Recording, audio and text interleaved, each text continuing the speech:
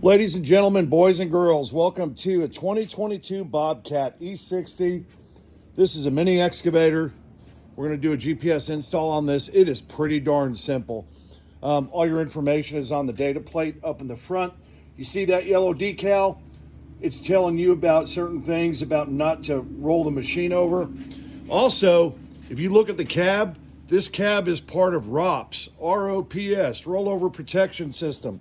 It's very, very important to never, ever drill or cut into any of the framework on these cabs. You go to the seat if you need to, run underneath.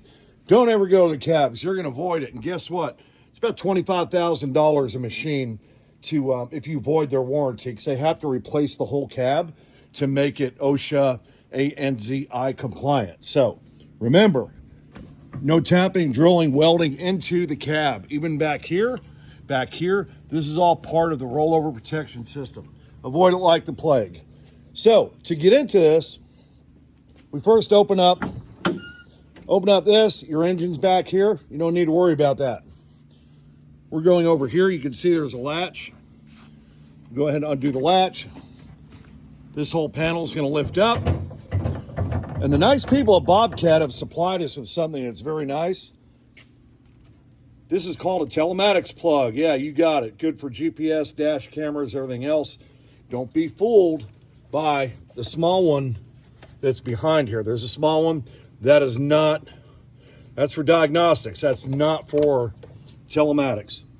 You can go into here, okay? If you look, for those of you that are colorblind, my finger is on a red one. That's going to be constant 12. Orange, it's been metered out. That's your ignition on. When the key is on, this is energized with 12 volts. Key off, 0. What we've done is we actually self-tapped the ground. You can't see it. It's way inside of here. So we attached our device to this, and you can actually check the back side of it. Make sure you're not going to drill in anything or cut any wires or cables. And I was able to secure this with two self-tappers, which is fine. I've taken all my extra cable.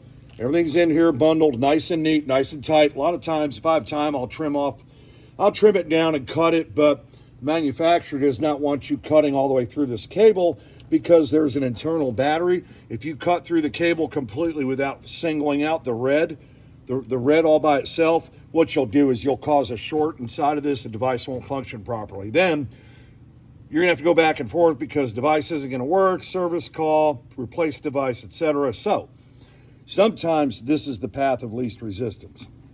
So on this particular device, powered asset tracker from Verizon, there's a button that you push on the bottom here.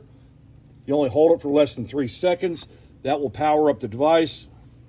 It'll show you real quick,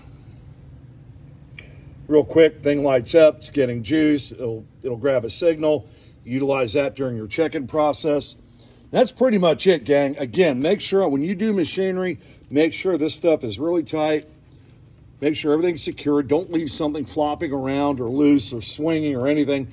Keep it tight. These things vibrate pretty good, and somebody could come back on you for damage or make you liable if you don't secure your wiring in a reasonable fashion. I've got, 5 zip ties on this thing. So there you go. That's the Kubota E60 excavator.